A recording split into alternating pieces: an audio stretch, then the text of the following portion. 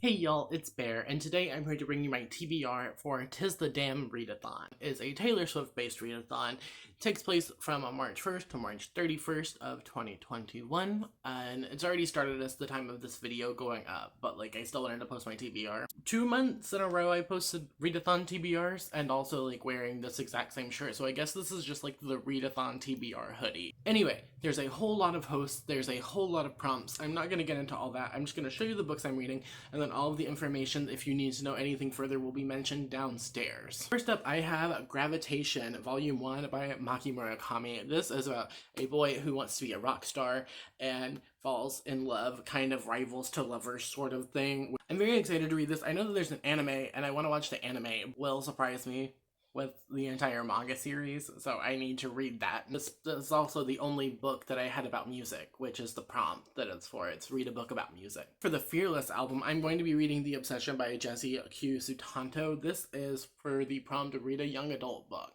and this is a young adult thriller revenge tale I've mentioned a couple of times on my channel that I'm super excited to get to. I know it's about a boy named Logan who is stalking a girl named Delilah, and Delilah finds out, and she's fed up with everyone trying to take control of her, so she gets revenge on Logan.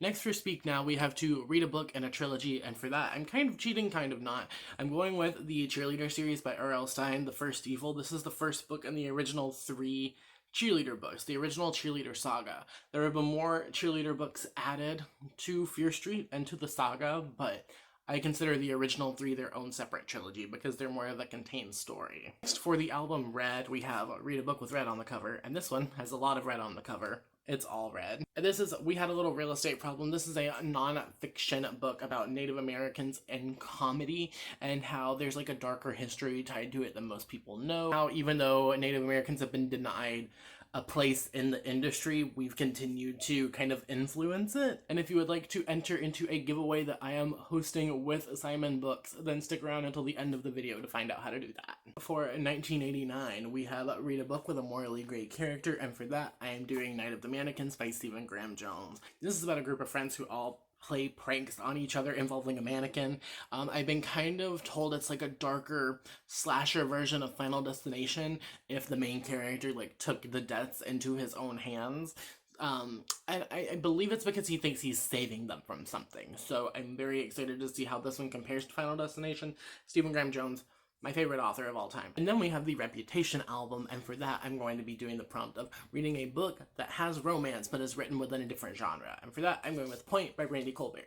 I recently talked in a video about my almost favorite authors, about how much I think I would love more of Brandy Colbert's work if I read it, so I'm picking up Point. This is the thriller ballerina book that I was talking about, and it does say in the description that Theo, who is our protagonist, is starting to date guys who are almost appropriate again after a thing that happens. I don't know how much the romance is going to be a part of this book, but it does mention dating in the synopsis, so I'm gonna count it. Then we have Lover, and for that we are going to be reading a book that is a 5-star prediction.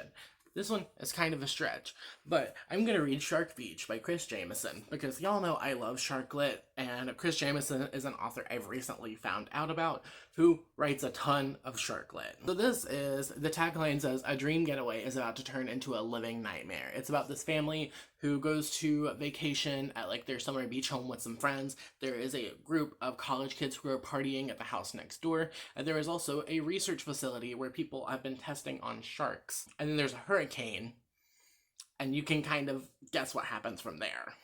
My main complaint with a lot of shark books, and especially just creature features in general, is that they're not very diverse. There's not a whole lot going on. The characters tend to not be fleshed out. But I've heard that with Chris Jameson, his casts are pretty diverse, and you kind of get a feel for the characters as characters rather than just existing cardboard cutouts to be murdered by sharks. So that's what's making me think it's going to be bumped up from a standard kind of average shark book to a 5-star. Because it has diversity and character development that I'm often critiquing the horror genre on lacking, as well as one of my favorite very niche things, which is sharks killing people in books. For folklore We're going to be reading a book that's written by two authors, and I have 100 Fathoms Below by Stephen L. Kent and Nicholas Kaufman. It's a historical fiction horror novel that takes place on a submarine in the middle of the ocean during the Cold War. And there's something that's in the submarine that's picking people off one by one. That's all I'm going to tell you about it. I like how this went from like kind of like paranormally, slashery plus native lit to just like ocean horror for like the last 3 prompts. The last book I will be reading that completes my 9 challenges for the albums is Lagoon by Nnedi Okorafor.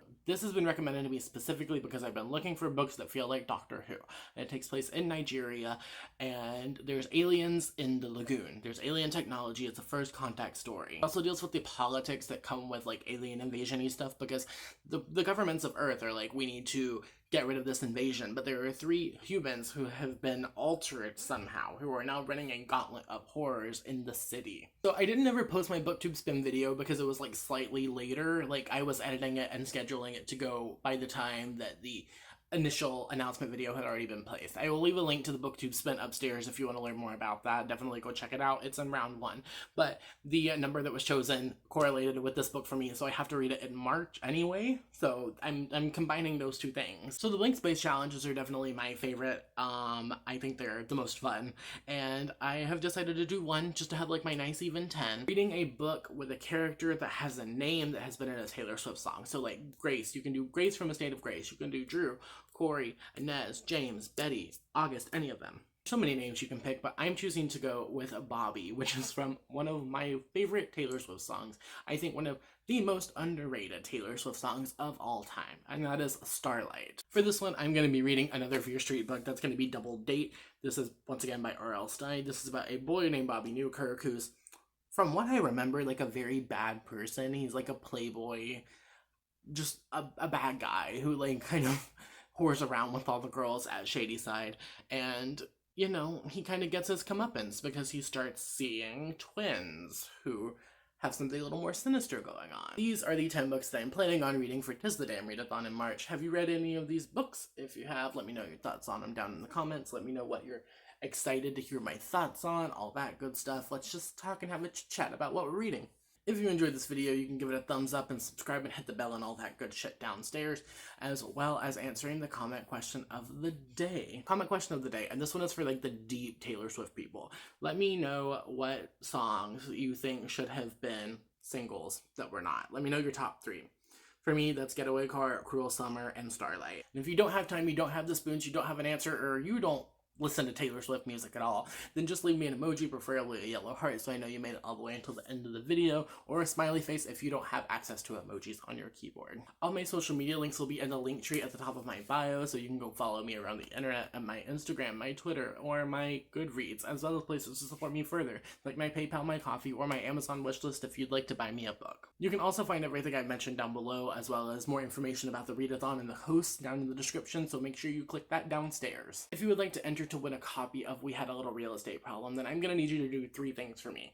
I'm going to need you to A, make sure you are subscribed to this channel. If you are not subscribed, then you will not be eligible to enter. B, comment with one of your favorite pieces of native media. This could be a podcast or a song or a movie or a TV show or something that's not a book. It needs to not be a book. And 3, make sure that you leave your Instagram or your Twitter or somewhere that I can DM you and let you know that you want a copy. So because this is only open to the US, that is a publisher's stipulation, you will have a chance to win if you are in the US to receive a physical copy of this book. And if you are international and you still want to enter, then I will try and work something out. So if you enter the giveaway and you win, I will either be able to send you a copy of the book, or I will send you a gift card to a local indie to you, or send you like $20 or something just so you can buy yourself the book. We'll figure out something if you're international and you want to enter, because I don't want to exclude anyone. Alright, I hope you have a wonderful, whatever it is, wherever you are. I will see you next time with another video. Thank you for watching. Okay, cool.